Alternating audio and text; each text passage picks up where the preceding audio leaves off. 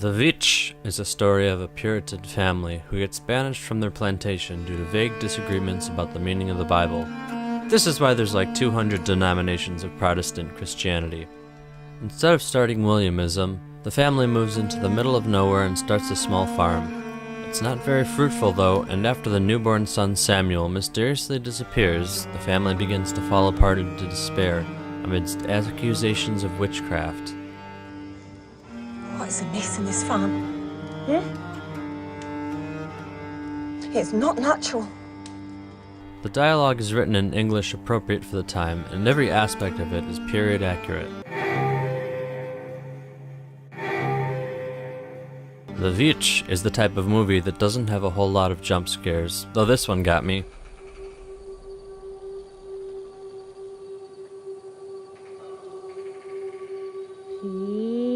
Boo! And when there is gore, it's relatively subdued, more ominous and wretched than disgusting and gross like a modern slasher. A tense dread fills the mood throughout, with the sense that anything can happen at any time. This is firmly in the psychological horror genre, and if anyone's ever confused about what that means, just point them over here.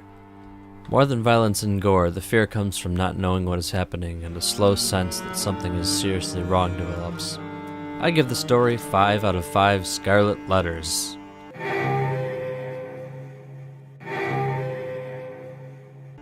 Everything looks as dreary as the mood, thanks to the all-natural lighting. Even indoors and at night, scenes are lit by candlelight. This contributes greatly to the film's gritty, hopeless feel. This also means that indoor night scenes are highly contrasted, with most of the scenes sometimes seeming to be a dark void. While I like the effect, it's not for everyone. They were truly out on their own and left to their own devices, much like the set itself was meant to look. Most productions, even when they have wood or stone buildings set at an age or levels were the pinnacle of technology, are obviously machine perfect and pristine before being artificially aged and worn. The set here looks like it was outsourced to the Amish with the instructions that they didn't have to pay attention to looks. That's a good thing. The visuals get 4 out of 5 scarlet letters.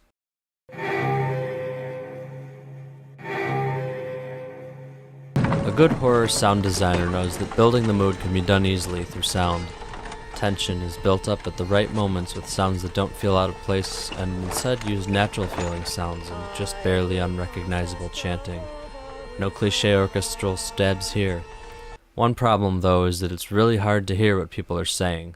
Not because of the Old English, but it has something to do with the audio mixing or equalization. Caleb. God give you good morrow. All are still abed. Save mother. 'Tis no ease to rise on a grey day. The devil holds fast your eyelids. How Wickham? Now, Landy. Thy mother's not slept tonight since. Or maybe it's just Ralph Ineson's voice, because he seemed to have it the worst. He was hard to understand on The Office as well. He was the worst, but it was hard to understand all of them. Anyway, I turned subtitles on a few minutes into it and I still couldn't match the words to the sounds sometimes.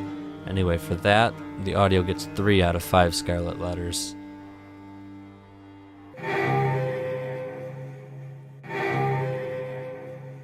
The horror here comes primarily from the tense setting and the oppressively bleak mood. The fact that gore is scarce and often obscured to the natural lighting, or lack of it, only serves to heighten its effect. Monsters are always most terrifying when unseen, and this fact is used heavily to its advantage. It's never outright stated what happens to Caleb, but the implications are clear.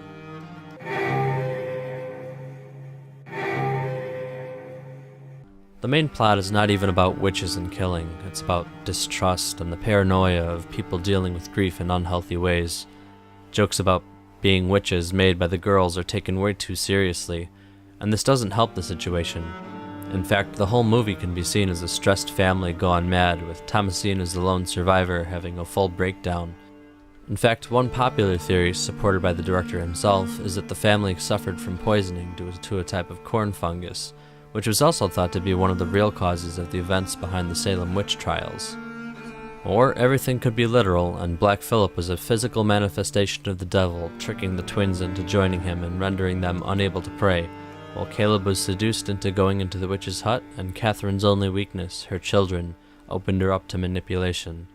And Thomasine signed her name in the book and joined a coven of witches who danced naked in the moonlight, just like she claimed at the beginning of the movie. Sin is a theme that is used from the opening scene, though whatever apparently major infraction William is guilty of never comes to light. Thomasine also confesses to committing all kinds of sins, by Puritan standards, where playing on the Sabbath is forbidden. Samuel is unbaptized, so they believe he will go to hell because of original sin. William sells the silver cup to support the family and lies about it, letting Thomasine take the blame. Caleb lies about hunting in the woods, and William lets him. The twins are disobedient to their parents. Most of these would be considered minor issues, if not non-issues today, but at the time they are sins that Catherine believes brings a blight on the family and their startup farm. God is notably absent. What would it take for someone to sign the devil's book and leave all this sin stuff behind? Getting their family back? Not realizing what they're doing, simple ignorance and innocence, as if a snake is offering an apple? Or pure desperation, the simple fact that you have nothing left to lose, so why not? Overall, I give the VVITCH 4 out of 5 scarlet letters. It was really hard to understand what they were saying sometimes. If you liked this video, you can show you liked it by liking it, but you're also in for a treat. Every week this October I'll be reviewing horror movies. Next week, Evil Dead 2! I'll also have Let's Plays of horror games if you're interested, but if you're not, go ahead and ignore them. Subscribe if you want, and hopefully, I'll see you around.